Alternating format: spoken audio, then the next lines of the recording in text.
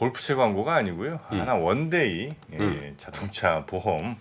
예를 들면 뭐 골프 치러 갈 때 누구 친구 차 잠깐 운전할 수도 있고 그렇죠. 또 그럴 일이 한 번씩 있을 수 있으니까요. 네, 하나 원데이 자동차 보험으로 단기 하루 이틀 이렇게 이제 자동차를 대신 운전할 때 꼭 필요하다는 거죠. 아니 몇천 원 내고 차라리 마음 편한 게 낫지. 아 그럼요. 네, 그것도 괜히 사고 나고 그러면 얼마나 그분 보기도 또 아유, 민망하고. 그래도 뭐 정프로 오는 차 같은 거 몰라면 부담되더라고. 발언에 신중을 좀 기해 주시고요. 자, 우리 권순우 팀장님 어서 오십시오. 네, 안녕하세요. 3프로TV 권순우 취재팀장입니다. 네, 고맙습니다. 야, 드디어 선글라스 네, 광고가 들어왔군요. 안 낀 것 같아. 그래? 13g이니까. 네, 우리 권 팀장님께도 하나 좀 드릴게요. 아니 정프로가 제일 이렇게 콧날이 탁 이렇게 네, 딱 선분들은 네. 가벼운 거 해야 돼. 그것도 무슨 오늘 발언 신중을 좀 기해 주시라고요? 아니 하다 보니까 계속 그러네. 근데 그거보다는 이렇게 항상 끼셔야 되니까 이렇게 눈이 좀 그렇지. 이렇게 그럼요. 항상 빛에 아유, 예민하셔가지고 권 팀장님 그 얘기입니다, 제 그럴 얘기가. 때일수록 좀 가벼운 걸 껴야 되는 거지. 아유, 아, 콧날 날카로운 거는 뭐 누가 모릅니까? 아유, 다 알죠. 참, 우리 김프로님 출장 한번 더 보내드려야 되겠어요. 아 그리고 저 조천호 박사님은 네. 기후 쪽에 우리나라 최고 전문가. 최고 전문가시죠. 권위자죠. 네. 그러니까 지금의 더위가 그냥 아유 왜 또 덥다 이런 정도가 아니라 정말 이제 글로벌하게 문제가 되고 있는 기후 변화를 우리가 체감하고 있는 그런 시간이 되는 것 같아서 저도 이제 이거 다 끝내고서 조천호 박사님 얘기를 좀 들어봐야 해요. 네네. 그 첫 번째 뉴스는요 어제 뭐 뉴욕장이 없었습니다. 그래서 뭐 뉴욕 얘기는 별게 없는데 그 전 세계가 가장 지켜보고 있는 이슈가 미중 관계잖아요. 네. 그렇죠. 그러니까 토니 블링컨 국무장관이 어제 중국을 방문을 해서 6시간 동안 회담을 했습니다. 근데 이게 한국 사람들 스타일인데 정말 이런 거 싫어요. 뭐야? 네. 기면 기고 아니면 아니지. 네. 뭐 긴 것도 아니고 6시간 동안 했다 그러면서 그냥 뭐 관계 개선은 안 할 건데 싸우지는 말자 정도의 얘기. 근데 시진핑이 군기 확실히 잡더라. 블링컨에? 아니 얘기를 하는데 본인이 상석에 앉고 여기 블링컨 앉히고 여기 왕위를 앉히는 네, 거야. 사진 같이 보시죠. 야, 그 사진 한번 봅시다. 네. 야, 저거 뭐 저렇게 저런 식으로 왜 일하는 거야? 근데 외교회담은 이렇게 안 하거든요. 아니 저 며칠 얼마 전에 빌 게이츠 만났을 때만 하더라도 옆에 그냥 이렇게 같이 앉았거든. 네. 그러니까 너는 빌 게이츠만도 아유 그런 식이지 저게. 저는 이제 여러 그 애들이 있고 내가 이제 주재하는 회의에 네. 저 외교 관례에는 좀 맞지 않는 거지 저게. 니네 한번 사실은. 얘기해봐라 내가 맞는지 아닌지 판단해 볼게 뭐 이런 정도. 손님 왔는데 주인이 그러니까. 상석에 앉아 있으면 예. 그렇게 뭐 모양은 아니 안 좋은 거죠. 저 사람이 거의 회장이고 저기는 계열사 사장 내지는 뭐 임원 같은 그런 분위기잖아. 보고 해봐. 뭐 이런 거 아니야. 뒤에 그림도 아주 자, 네. 대단합니다. 그렇게 해서 이제 얘기를 했는데 예, 이게 뭐 얘기 내용이 뭐 이렇게 썩 그러니까 얘기가 일단 블링컨 장관도 그 중국 가서 기자회견을 했잖아요. 그럼 적당히 좀 맞춰줄 필요도 있는데 우리의 대항하는 데 쓰일 기술을 중국에 제공하는 것은 우리의 이익에 부합하지 않는다. 이거는 뭐 사실 미국에서 해야 되는 얘기를 중국 가서 한 거죠. 그러니까 블링컨 장관도 그런 얘기를 했었고요. 여기서 뭐 일단 표현은 디커플링은 뭔가 공급망에서 배제하는 모습을 보이는데 디리스킹이라는 표현으로 대중국의 의존이 너무 심한 것 정도를 좀 견제하겠다라는 걸로 해서 좀 완화된 표현을 쓰고는 있어요. 근데 군사력 고도와 관련된 기술 굴기에 대해서는 절대 양보할 수 없다라는 걸 좀 다시 한번 확인을 한 거고요.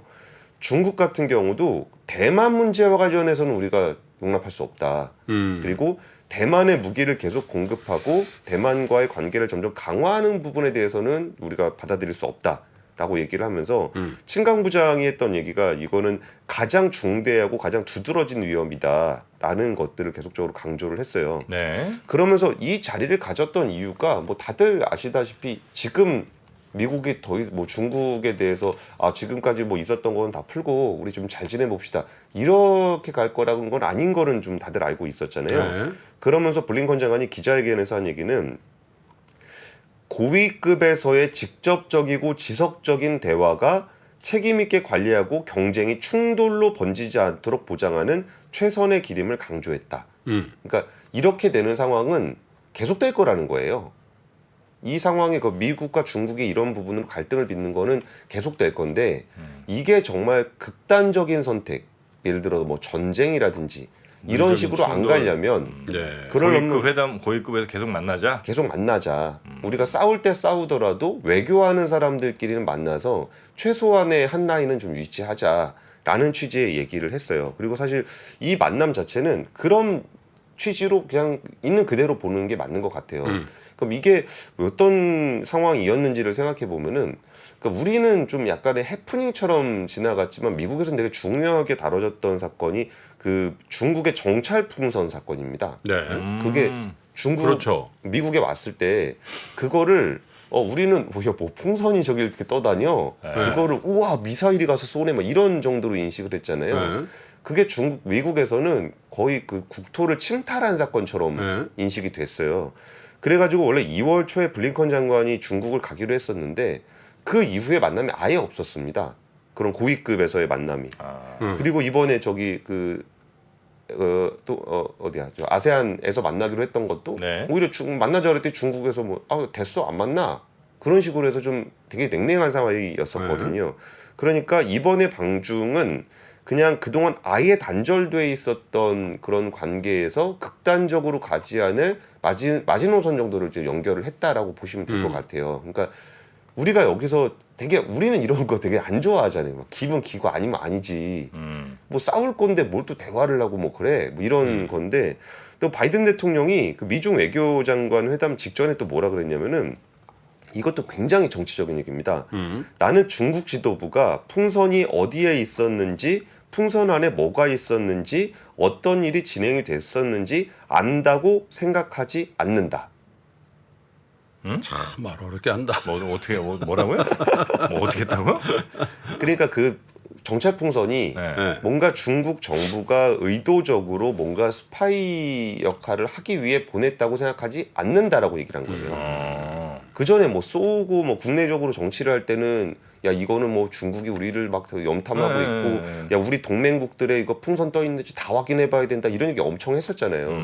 근데 블링컨 장관 가기 직전에 그 풍선은 의도적이었다라기보다는 당황스러운 것이라고 얘기를 했어요. 누구한테? 그러니까 바이든 대통령이 이제 그냥 국내적으로 얘기를 한 건데 그러니까 중국 들으라고 한 얘기죠. 그러니까 당황스러운 것이다. 예.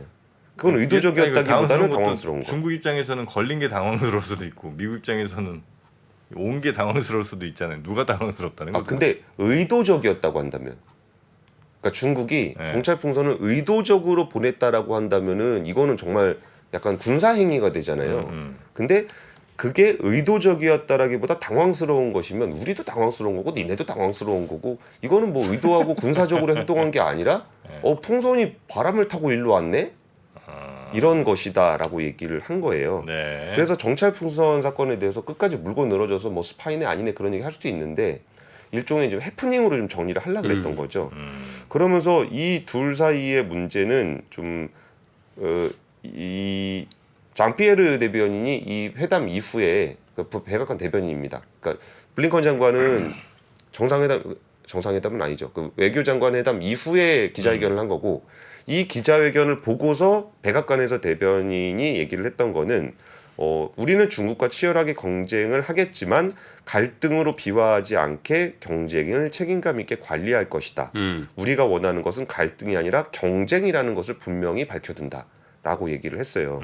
그럼 이 얘기는 의외로 당분간은 중국 관련한 우호적인 분위기가 형성될 가능성이 꽤 높아 보여요. 그리고 지금 중국 입장에서도 경제적으로 굉장히 안 좋은 상황이기 때문에 미국이 이렇게 좀 우호적인 메시지를 냈을 때 여기에 대해서 굳이 반박하거나 그렇지 않을 것 같은 분위기가 형성이 될 것으로 보입니다. 그 바이든이 그런 얘기도 했다는 것 같은데 그 뭐 시진핑은 이 풍선 몰랐을 것이다. 뭐 이런 얘기도. 예, 그 얘기가 몰랐을 거야라고 얘기하는 거를 제가 아까 그대로 읽어드린 게 그게 그거예요. 풍선이 어디 있는지, 풍선 안에 뭐가 있는지, 어떤 일이 진행됐었는지를 안다고 생각하지 않는다.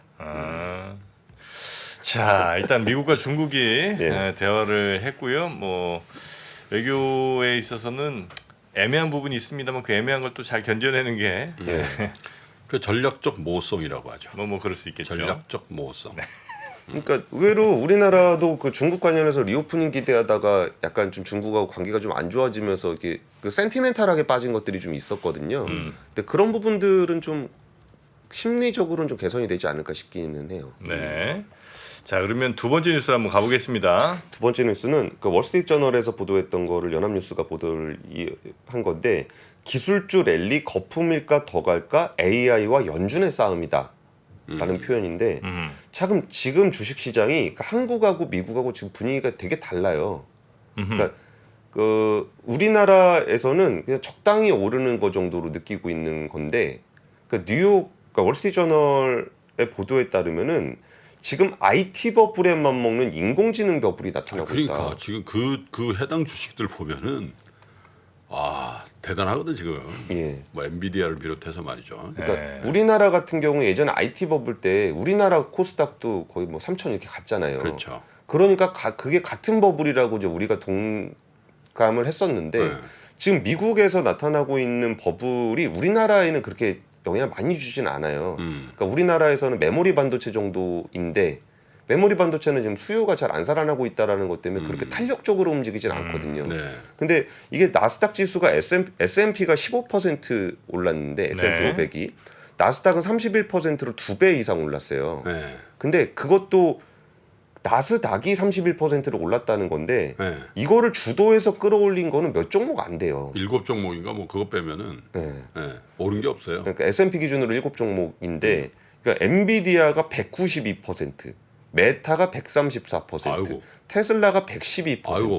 이게 잡주가 아닙니다. 그러니까 시가총액 상위 종목이 이렇게 올라 버리니까 네. 예를 들어서 삼성전자가 지금 7만 원인데 한 15만 원 190% 올랐다. 그럼 얼마예요? 14만 원, 뭐 20만 원 이렇게 가면 예를 들어 뭐 하이닉스가 뭐 한 25만 원, 30만 원 이렇게 가는 느낌인데 네. 그러다 보니까 이게 그 전문가들의 고민은 우리가 이제 과거에 대한 고민들이 있잖아요. 그러니까 보도를 하고 있는 게 원래 신기술이 가시적으로 등장하면 버블이 생긴다. 그리고 이런 버블이 왔을 때는 타고 가야 된다라는 사람들이 있고 네. 그러니까 이런 버블은 우리가 버블이라고 얘기할 때 더 커진다. 버블이다 이렇게 가는 거지. 버블이네 그리고 꺼지지 않는다는 거예요. 그래가지고 이 버블은 올라타야 된다라고 이제 주장하면서 거기에 상승장을 얘기하는 사람이 있고 또 버블이면 안 타 그러면서 하락장을 예상하는 사람들이 있어요. 그러니까 지금 상황이 버블이 아니다라고 얘기하는 사람은 없다는 거예요. 강세장을 이야기하는 사람도 버블은 타고 가야 된다고 얘기하고 버블인데 탈래 말래의 문제지. 예. 버블은 버블이다. 예. 그리고 금리가 이게 높은 상황이 유지가 되게 되면은 결국은 이 금리 상황에서 경기가 버티지 못할 거다라는 것도 다 똑같이 예상을 해요. 근데 언제 침체가 될 거냐? 그럼 버블 타고 가다가 침체되기 전에 나와야 되겠다라는 분들이 있는 거고 결국은 버블은 꺼지고 침체가 될 거다라는 사람들은 약간 보수적으로 가시는 거고 이런 상황이라는 거를 좀 월스트리트저널에서 굉장히 강조해서 보도를 하고 있어요. 네. 그래서 지금 뭐 전망에는 그러니까 그 기술주들의 질주가 결국 닷컴 버블처럼 붕괴를 할지 아니면 좀 더 갈지 정도에 대한 고민들이 있다. 그리고 여기에 변수가 되는 것은 결국은 연준이다. 연준에서 그 얘기했던 것처럼 그 두 번 인상을 굉장히 강하게 추진을 하게 되면은 이 버블을 생각보다 빨리 꺼버릴 수도 있고 이 부분을 조심해야 된다라는 얘기예요. 근데 지금 이 보도에 나와서 인터뷰한 사람들의 표현들이 굉장히 인상적인데 허틀 켈러건의 투자 부책임자인 블레드 콩거가 얘기했던 거는 그 지난번 연준이 굉장히 말은 세게 하고 안 올렸잖아요. 우리가 매파적 동결 네. 얘기했던 거기에 대해서 그 브래드 코거 씨는 시장은 당신을 믿지 않는다라고 이미 얘기하고 있는 거다. 파월, 네 백날 얘기해봐야 네 안 믿어. 라는 얘기를 하고 있는 거고 그리고 이제 아이브스라는 분이 얘기했던 거는 연준이 두 번 더 금리를 올리는 것보다 내가 농구를 잘 못하지만 NBA에서 뛸 확률이 더 높을 것이다. 네. 어떤 느낌인지 아시겠죠? 네. 그 엔비디아, 테슬라 지금 버블이라고 말씀하시는 뭐 많은 분들이 이제 말씀하셨습니다만 특히 그 윤재성 예. 그 CIO 지난 주말에 저희가 또 업로드해드리지 않았습니까? 그 미국 주식 관련해서는 그것도 한번 참고해 보시면 굉장히 좋은 영상이 아마 될 것 같습니다. 본인이 이제 참회록이랄까 약간 본인이 잘못 본 게 있어요라고 고백을 하긴 했어. 예, 예. 실제로. 네. 자, 그래서 지금 이제 얼마나 더 갈까, 혹은 뭐 언제쯤 터질까, 요거에 대한 지금 초미의 관심이 미국에서 있는 거죠. 그렇죠. 네. 그리고 연준이 결국 변수가 될 거라는 걸 알면서도 강세론자들은 너 못 올릴 걸 이런 얘기를 하고 있는 분위기다. 근데 이제 그런 생각이 들더라고요. 왜냐하면 이제 대안부재다, 대안부재. 왜냐하면 금리 저 주식이 이제 작년에 추풍낙엽이었잖아요. 예. 근데 이제 금리를 계속 올리는 국면에서 그건 뭐 사실 성장주와 금리의 상관관계는 이제 다 아실 거니까 그건 이제 미래에 대한 수익을 끌어왔을 때 얼마로 디스카운트 할 거냐. 옛날에 1%로 디스카운트 하는데 5%로 무위험자산 수익률로 그죠? 그러니까 당연히 장기 추세선상에서의 주가 향배는 금리의 반대 방향으로 갈 수밖에 없는 건데 그런데 금리가 피크아웃 한다는 게 거의 기정사실화됐잖아요. 예. 그러면 경기가 안 좋아질 거라는 걱정이 있는데 그 경기에 대해서는 저 빅테크 업체들만큼 그 경기에 대해서 탄력적으로 뭔가 경영을 할 수 있는 회사가 있냐. 예를 들면 포드 GM이 있고 엔비디아 혹은 또 테슬라 혹은 뭐 예를 들면 아마존 뭐 이런 뭐 페이스북 이런 게 애플, 있단 네. 말이에요. 근데 지금까지 한 6개월 동안 계속 감원한 거는 포드 GM 감원 얘기 이거 유니언 때문에 할 수가 없을 거예요 아마 그죠? 여기는 뭐 뽑을 때도 막 뽑다가 또 자를 아니다 때도 싶으면 확 자르고 자르고. 근데 사실 빅테크 업체의 원가가 뭐예요? 사람 플러스 반도체거든. 예. 반도체 가격 하락했잖아요. 많이. 거기다가 사람은 구조적으로 그냥 자기네들 조정할 수 있고 또 사실은 저게 한 3년 동안 제가 이렇게 보니까 재택근무의 효율적인 구조를 우리에 비해서는 굉장히 빨리 만들었어요. 근데 사실 재택근무가 효율적으로 돌아가잖아요. 그럼 회사도 좋은 거예요, 사실. 그 사람들 회사 나와가지고 그 비용 이런 것들 감안해 보면 그래서 야 저렇게 생각해 보면 참 글로벌 독점적이고 저 회사밖에는 없지 않냐라는 그 대안부재론이 굉장히 설득력이 있는 것 같다는 생각이 들긴 하더라고요. 네. 주식이 된다면 저 회사다. 그러니까 버블인 거 알아. 근데 된다면 저 회사야. 이런 분위기가 이어지고 있는 그러니까 거죠. 쏠림과 집중이 되는 거죠. 네.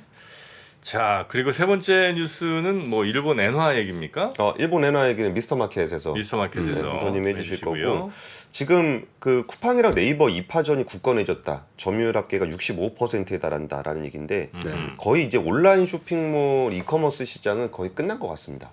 이제 이 둘 2파전으로 그냥 종결이 좀 된 것 같아요. 나머지 업체들은 이제 거의 다 정리되는 느낌? 예, 그냥 거기는 그냥 그 구색을 유지할 뿐이지 거기서 성장성을 보기는 좀 어려울 것 같은데 오픈 서베이에서 이제 온라인 쇼핑 경험이 있는 분들을 대상으로 해서 설문조사를 했어요. 근데 쇼핑몰 순위에서 쿠팡이 37.7%로 1위를 차지했고 네이버 쇼핑이 27.2%로 2위를 차지했어요. 양대 쇼핑몰의 합계 점유율이 한 65%에 달합니다. 그러면은 나머지 회사들은 거의 한 자릿수가 되는 거예요. G마켓, 11번가, 옥션, SSG 뭐 이런 데는 한 자릿수 정도밖에 안 되는 건데 이게 우리가 원래 2파전이 아니라 3파전이었거든요. 이베이 신세계? 코리아. 이베이 코리아. 신세계. 예, 정진 부회장이 진짜 이거는 이제 오프라인 자산을 팔아서 온라인 자산, 디지털 자산을 사야 된다고 신세계를 해가지고 어떻게 해? 숙닥커미 이런 것들. 그러니까 한참 그것도 뭐 롯데는 이미 탈락이고. 현대백화점 그룹도 탈락이고 탈락이고 신세계 남았는데. 그리고 이제 11번가 이런 것들이 이제 SK 계열로 있는데 음. 이제는 그냥 카테고리 킬러로 이제 특정한 분야에 대해서 정도 할 수 있지 그 절대적인 시장은 좀 어려울 것 같아요. 그리고 여기에 대해서 이 응답 결과가 굉장히 좀 인상적이었는데 그 쇼핑몰별로 이커머스별로의 특성을 소비자들이 굉장히 정확하게 인식을 하고 있는 게 로켓 와우 이거는 쿠팡이잖아요. 네. 쿠팡 멤버십은 뭐가 좋으냐 그랬더니 배송 및 결제 혜택이 좋다. 이 부분 얘기했었고 그러면 네이버 멤버십은 뭐가 좋냐 그랬더니 다양한 제휴 매장과 사용처. 그러니까 그렇죠. 네이버는 사실 그 연합군 같은 형식을 띠고 그렇죠. 있고 쿠팡은 이제 그 안으로 인바운더리를 하고 있는 게 있잖아요. 그런 부분들에 대해서 그러면은 하나는 여기 안에서 하고 하나는 밖에서 하면은 나머지 시장을 가질 영역이 별로 안 남았다라는 거죠. 그래가지고 뭐 신세계에서도 뭔가 새로운 통합 멤버십 같은 걸 한다 그러는데 쉽지 않을 것 같다라는 라는 생각이 좀 들고요. 그리고 이번에 또 재밌었던 그 이벤트 중에 하나가 우리 그때 김프로님 안 계실 때 정프로님하고 함께 뉴스 전했던 얘기인데 네. 쿠팡이랑 CJ 제일제당이랑 뭐 세게 붙었습니다. 햇반값 때문에 세게 붙었는데 결과적으로 꼭 이것 때문에 그렇다라고 얘기할 수는 없겠지만 CJ의 그 식품 부분의 1분기 영업이익은 21%가 줄었고 쿠팡은 식품 부분 매출이 20% 이상 증가를 했다라는 겁니다. 그리고 그 전에 그 CJ가 빠진 자리에서 중소 중견 업체들의 즉석밥, 뭐 하림, 동원, 오뚜기, 대상 다 좋았다라는 거죠. 햇반 빠지니까 CJ 햇반 빠지니까 뭐 그래도 햇반 팔 건 많다. 이런 분위기가 좀 된 걸로 봐서 그 어느 정도 이쪽에서 유통시장에서의 장악력이 굉장히 좀 어느 정도 평정이 됐고 그러다 보니까 거기에 납품하는 사이에서의 가불관계도 이번에 조금 가르마가 좀 타지고 있다. 라는 부분에 대한 뉴스가 오늘 네. 나왔습니다. 저건 어떻게 돼서 음식 딜리버리 하는 거 쿠팡 이츠 같은 거는 잘 되고 있나요? 쿠팡 이츠 뭐 나쁘지 않던데요. 요기요니 뭐 이런 것들. 일단 배민이 배민. 한참 이제 한 60% 갔다가 좀 떨어지고 조금 있어요. 떨어졌다가 다시 이제 요즘 배민인 것 같아요. 예. 다시. 다시. 다시 배민인데 최근에 쿠팡이츠가 또 드라이브를 걸어서 마케팅을 굉장히 세게 하고 있어요. 그리고 쿠팡 와우 하게 되면은 쿠팡 이츠에다가 혜택을 주는 방식으로 해가지고 다시 마케팅으로 이제 경쟁이 붙었는데, 네. 그러니까 여기는 근데 조금 분위기가 다른 게 그 배달 시장에서는 그 중소 소상공인들과의 갈등 문제가 좀 이슈가 좀 돼가지고 마케팅도 그렇게 세게까지 좀 못하는 분위기가 조금 있습니다. 근데 최근에는 그 쿠팡이츠가 그 다시 한번 드라이브를 걸고 있다. 뱀이 좀 치고 어느 정도 정리를 하고 있었는데 또 치고 나오더라. 하여튼 이 음식 쪽은 점유율 넓히는 거는 확실한 방법이 있어요. 뭐예요? 쿠폰 뿌리면 돼요. 3,000원 쿠폰 이렇게 쫙 뿌리면 갑자기 한 3% 오프 쭉 올라가요. 예. 그랬다가 쿠폰 빨 다 되면 또 내려가고. 예, 그런 거 쿠팡은 일단 한 번 쓰면 이탈률이 많이 떨어지는 모양이에요. 쇼핑에 있어서 한 번 쓰는 사람은 거의 없다. 쿠팡 한 번 쓰게 되면 쿠팡. 계속 쓰게 되는. 쿠팡 많이 쓰죠. 요즘에 이제 제가 이제 아파트 이렇게 오르락내리락 걸어서 하게 되면 있잖아요. 다 쿠팡이에요? 거의 쿠팡이고 저게 많이 없어졌더라. 컬리. 컬리. 그 얘기 비밀입니다.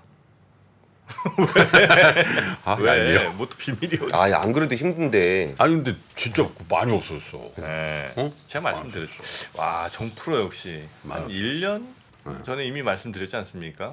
컬리에 대해서. 이 인사이트. 자, 그러면 어떻게 비상장 특화됐어?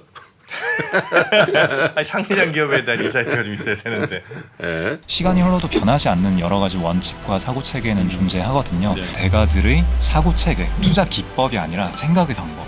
그런 거를 분해를 해서 재구성을 해서 하나의 어떤 틀로 조합을 하는 과정이 필요한 것 같다. 라쿤 자산운용 홍진채 대표의 거인의 어깨 19년간 초과 수익을 달성한 그가 어떻게 주식 대가들의 투자법을 활용했는지 이 책에서 최초로 공개합니다. 대가들의 검증된 투자법을 여러분의 눈으로 직접 확인하시죠.